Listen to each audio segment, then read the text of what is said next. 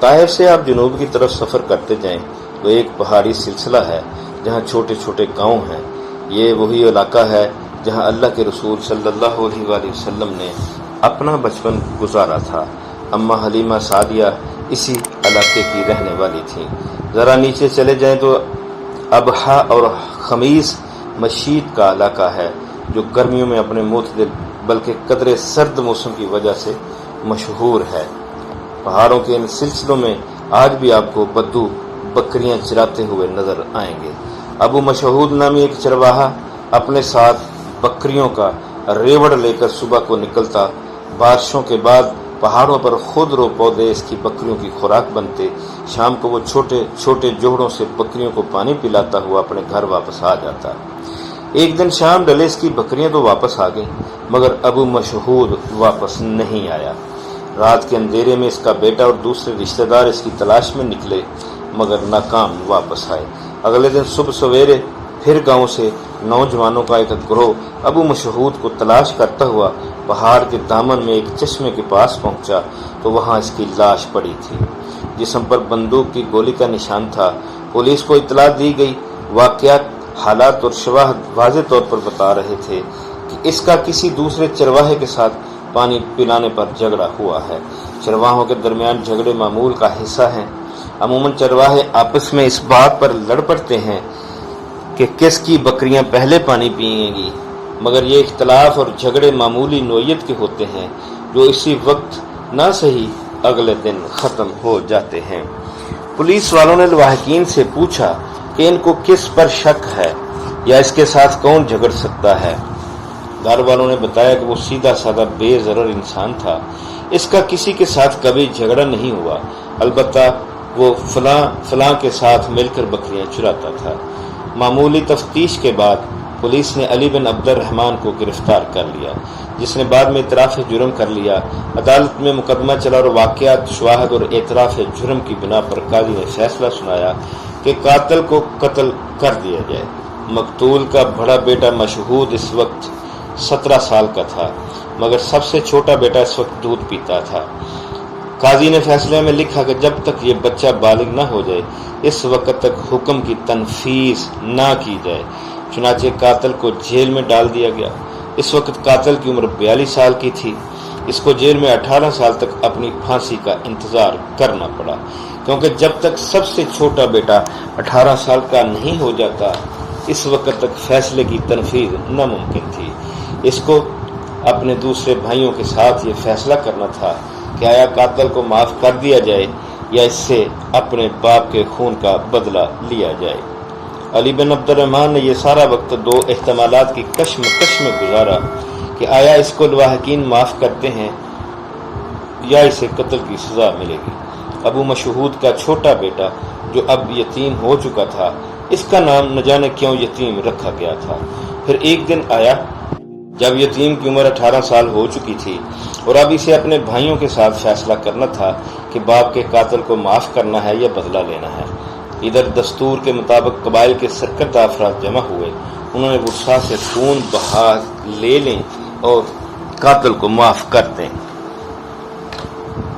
عموماً سعودی عرب میں خون بہا کی قیمت کم و بیش 1,20,000 ریال ہے، مگر یہ ورثاء پر ہے کہ وہ اس رقم کو قبول کر لیں یا زیادہ کا مطالبہ کریں۔ ادھر ورثاء نے انکار کر دیا کہ وہ خون بہا قبول نہیں کریں گے۔ رقم کی بولی لگتی گئی اور علی بن عبد الرحمن کے قبیلے نے 10 لاکھ سعودی ریال تک دینے کا اعلان کر دیا۔ علی بن عبد الرحمن اپنے جیل کے حالات بیان کرتے ہوئے کہتا ہے کہ جب میں جیل میں گیا تو میری عمر 42 سال کی تھی۔ میں اس وقت جوان تھا اور اب میری عمر 60 سال کی ہو چکی تھی۔ جیل گزارنا بھی ایک عذاب ہوتا ہے۔ میں 8 سال تک بلجرشید نامی قصبے کی جیل میں رہا اور باقی مدت الباحہ کی جیل میں گزاری۔ جیل میں کوئی نیا قیدی آتا تو اپنے واقعات اور حالات بیان کرتا۔ ایسے قصے اور واقعات ہم ہزاروں مرتبہ ایک دوسرے کو سنا چکے ہوتے۔ اس دوران میں نے جیل میں حلقہ تحفیظ القرآن الکریم کے ذریعے سے قرآن پاک پڑھنا سیکھا۔ لکھنا پڑھنا آیا تو کچھ کتابیں بھی پڑھنے لگا اور ایک طویل انتظار کے بعد وہ وقت آ گیا جب میری قسمت کا فیصلہ ہونا تھا۔ ادھر میرے قبیلے کے لوگ مسلسل معافی کے لیے بھاگ دوڑ کر رہے تھے مگر اس کی کوئی صورت بنتی نظر نہ آتی تھی۔ میں امید و یاس کی کیفیت میں تھا۔ ایک دن صبح سویرے جیل کے حکام نے مجھے بلایا اور کہا کہ صلح کی ساری کوششیں ناکام ہو گئی ہیں، لہذا کل تمہیں پھانسی پر لٹکا دیا جائے گا۔ مجھے ان کے احکامات سن کر ذرا بھی خوف محسوس نہ ہوا۔ دراصل 18 سال جیل میں رہنے کے بعد سارے خوف ختم ہو چکے تھے۔ میں زندگی سے ویسے ہی مایوس اور نامید ہو چکا تھا۔ کل کا دن میری زندگی کا آخری دن ہوگا۔ میں نے اپنی آنکھیں بند کر لی، دیوار سے ٹیک لگا کر بیٹھ گیا۔ میں سوچ رہا تھا اپنا بچپن، اپنی جوانی، اپنی بیوی، بچے، رشتہ دار، احباب، دوست، خاندان اور قبیلے کے افراد یاد آئے جنہوں نے ابدیت کے 10 لاکھ ریال کے علاوہ اس میں ایک قطعہ زمین بھی شامل کر دیا تھا۔ میں نے جتنا قرآن یاد تھا پڑھ ڈالا۔ وہ رات میری زندگی کی عجیب و غریب رات تھی۔ ساری رات نیند نہ آئی۔ میں نے ذکر اذکار اور نوافل میں وقت گزار دیا۔ صبح سویرے ہی جیلر آ گیا۔ میرے قدموں میں بیڑیاں ڈال دی گئیں، ہاتھوں میں ہتھکڑیاں۔ ساتھیوں نے اشک بار آنکھوں سے الوداع کیا۔ میں نے بڑی حسرت کے ساتھ ان دیواروں پر آخری نظر ڈالی اور پولیس کی کڑی نگرانی میں چل پڑا۔ جیل کی گاڑی کا دروازہ کھلا اور مجھے اندر دھکیل دیا گیا اور تھوڑی دیر کے بعد میدان قصاص میں اتارا گیا۔ میری آنکھوں پر پٹی بندھی ہوئی تھی، مگر لوگوں کی آوازیں میرے کانوں میں آ رہی تھیں۔ یہ خمیس مشید کا مرکزی چوک تھا۔ لوگوں کی ایک بڑی تعداد میرے قتل کا منظر دیکھنے کے لیے جمع تھی۔ میرے رشتہ دار، عزیز و اقارب ایک دن پہلے مجھ سے الوداعی ملاقات کر چکے تھے۔ مجھے بٹھا کر عدالتی اہلکار نے میرے جرم کا اعلان کیا۔ میرا اعتراف جرم اور قاضی کا فیصلہ، سپریم کورٹ کا فیصلہ، سب لوگ دم بخود سن رہے تھے۔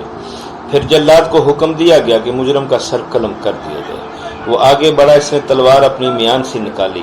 میں نے کلمہ پڑھتے ہوئے سوچا ابھی تلوار میری گردن کو الگ کر دے گی۔ میں نے اپنی ساری قوتوں کو جمع کیا کہ اچانک ایک آواز گونجی، غفرت لک لوجہ اللہ تعالی، جاؤ میں نے تمہیں اللہ کی رضا کے لیے معاف کر دیا۔ یہ مقتول کے بڑے بیٹے کی آواز تھی۔ لوگ جو تصور میں لاش دیکھ رہے تھے اب معافی کا اعلان سن رہے تھے۔ سارا چوک اللہ اکبر کی آواز سے گونج اٹھا۔ لا الہ الا اللہ ہر شخص کی زبان پر تھا۔ مجھ سمیت کسی کے وہم و گمان میں بھی نہ تھا کہ مجھے معافی مل سکتی ہے۔ میں بے ہوش ہو چکا تھا۔ مجھے اٹھا کر دوبارہ گاڑی میں ڈالا گیا اور دوبارہ جیل میں لے آئے۔ ہر چند کے الواحقین نے مجھے معاف کر دیا تھا، مگر میری رہائی میں قانونی کارروائی باقی تھی۔ میرے رشتہ داروں کو معلوم نہ تھا کہ مجھے کس روز جیل سے رہائی ملے گی۔ آخرکار وہ دن بھی آ گیا کہ مجھے جیلر نے بلا کر بتایا کہ سارے قانونی تقاضے پورے ہو چکے ہیں، لہذا تمہیں ابھی رہا کیا جا رہا ہے۔ میری زندگی کا نیا آغاز ہو رہا تھا۔ خوشی کے اس موقع پر مجھے اتنا وقت بھی نہ ملا کہ میں اپنے رشتہ داروں کو اطلاع دے سکوں کہ میں رہا ہو چکا ہوں اور میں آ رہا ہوں۔ میں جیل سے نکلا، ایک ٹیکسی نظر آئی۔ میں نے اس کو اشارہ کیا اور لپک کر اس میں بیٹھ گیا۔ میرے ذہن میں اپنا گھر آیا، رشتہ دار یاد آئے۔ وہ کون سا وقت ہوگا کہ میں ان کے درمیان ہوں گا؟ مگر اچانک ہی میں نے ایک فیصلہ کیا، مجھے سب سے پہلے ابو مسعود کے گھر جانا چاہیے تاکہ ان کا شکریہ ادا کروں، اس کے بیٹوں کا، اس کے بھائیوں اور دیگر رشتہ داروں کا۔ میں نے اپنی یادداشت کو بحال کرنا شروع کیا۔ 18 سالوں میں ہر چیز ہی بدل چکی تھی۔ میں نے ٹیکسی والے کو گاؤں کا پتہ بتایا اور میں تھوڑی دیر کے بعد ابو مسعود کے خاندان والوں سے مل رہا تھا۔ میرے پاس آپ لوگوں کا شکریہ ادا کرنے کے کلمات نہیں ہیں۔ یہ الفاظ کافی نہیں کہ میں آپ کا شکریہ ادا کروں۔ بلا شبہ اصل بدلہ تو آپ کو اللہ ہی عطا کرے گا۔ میں ان کو گلے لگا رہا تھا، ان کے ماتھے چوم رہا تھا۔ اب مقتول کا بڑا بیٹا مشہود گویا ہوا۔ بیٹھو، میں تمہیں اپنی کہانی سناتا ہوں۔ تمہیں معلوم ہے کہ تمہارے خاندان کی طرف سے ہمیں 10 لاکھ ریال کی پیشکش کی گئی اور بعد میں زمین کا قطع بھی پیش کیا گیا۔ اس کے علاوہ مجھے کتنے ہی لوگوں نے معاف کرنے کا مشورہ دیا، مگر ہم نے ہر پیشکش کو ٹھکرا دیا۔ ایک دن ہم سارے گھر والے اکٹھے ہوئے۔ میری والدہ بھی اب میرے پاس ہی رہتی ہیں۔ میرا چھوٹا بھائی یتیم اب جوان ہو چکا ہے۔ تمام گھر والوں نے مجھے تحریری طور پر لکھ دیا کہ میں جو بھی فیصلہ کروں انہیں منظور ہے۔ میرے پاس جو بھی سفارش لے کر آتا میرے غصے میں مزید اضافہ ہو جاتا۔ میری آنکھوں کے سامنے والد کی شکل آ جاتی جو مجھے بدلہ لینے پر مجبور کرتی۔ لہذا میں نے ہر سفارش ہر مشورہ ٹھکرا دیا۔ میرا ایک ہی جواب ہوتا کہ ہمیں رقم نہیں چاہیے، ہمیں بدلہ چاہتے ہیں، صرف بدلہ، اور یوں میں نے سب کو انکار کر دیا۔ دن پھر ہم سارے گھر والے اکٹھے ہوئے۔ میں نے ان سے کہا تم لوگوں کا کیا خیال ہے اگر ہم قاتل کو رضائے الہی کی خاطر معاف کر دیں اور یہ ہمارے والد کی طرف سے صدقہ ہو؟ اس دن ہم نے بہت غور و فکر کیا۔ بڑی بحث کے بعد یہ فیصلہ ہوا کہ ہاں ہمیں اللہ کے لیے معاف کر دینا چاہیے۔ ہم نے اس بات پر اتفاق کیا کہ کسی کو قطعاً اس بات کا علم نہیں ہونا چاہیے۔ ادھر عدالتی کارروائی جاری تھی۔ ہم سے پوچھا گیا کیا صلح کی کوئی امید یا صورت ہے، مگر میں نے مکمل انکار کر دیا، حتیٰ کہ الباحگی پولیس کو حکم کی تنفیذ کا آرڈر مل گیا۔ مجھ سے آخری مرتبہ پھر پوچھا گیا کیا تم معاف کرتے ہو یا قصاص لینا چاہتے ہو؟ میں نے معاف کرنے سے انکار کر دیا اور قصاص لینے پر اصرار کیا، اور پولیس والوں سے کہا کہ میں اپنے بھائیوں اور عزیز و اقارب سمیت قصاص کے وقت حاضر ہوں گا۔ پھر جب تمہیں میدان قصاص سے عدل میں لایا گیا، تمہاری آنکھوں پر پٹی بندھی ہوئی تھی اور تم ہمیں نہیں دیکھ رہے تھے۔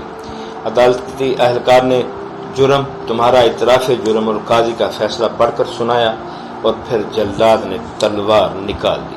وہ تمہاری گردن مارنے جا رہا تھا کہ میں نے ہاتھ کے اشارے سے اسے روکا اور آگے بڑھ کر اس کا ہاتھ پکڑ لیا، اور ساتھ ہی اعلان کیا کہ میں نے اللہ کے لیے تمہیں معاف کر دیا ہے۔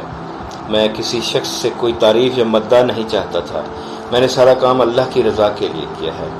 اگر میں اپنی مداح یا شہرت چاہتا تو جب میرے پاس سفارشیں آ رہی تھیں، مجھے 10 لاکھ ریال کی پیشکش ہوئی تھی، میں اس کو قبول کر لیتا، مگر میں نے اپنے والد کی طرف سے صدقہ کیا ہے، اللہ اس کو قبول فرمائے۔